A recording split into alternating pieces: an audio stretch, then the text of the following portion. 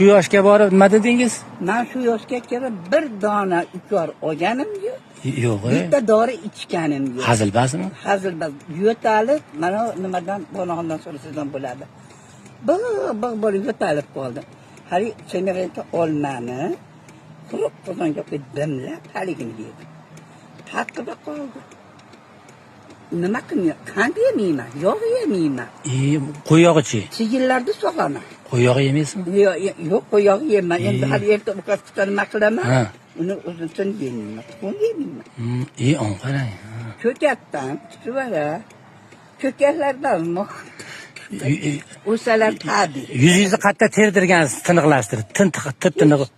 Yo'q-e? Yo'q. Nima bo'lgan yo'q. Ana. Alloh rozi bo'lsin sizdan. Ana. Demak, hamma yo'q tabiiy deng. Allohning bergan nuri jismi. Alloh rahmat katta. Mahallada ham faol edingiz, dasturxonchi, xotinoyi hammasi.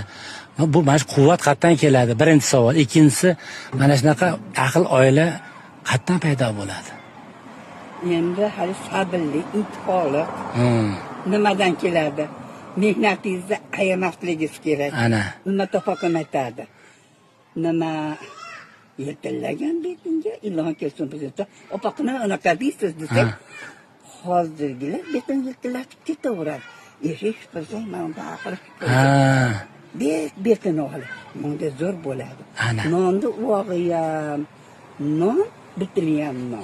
Ana. Bu ahlilarim shunaqada. Ana, Alloh rozi bo'lsin. Opaqning gaplarini o'rgandim. Sog' bo'ling, salomat bo'ling. Shunaqa qilib. Salomat, rohatini bersin. Uzoq yil duogo'y bo'lib yurilsin.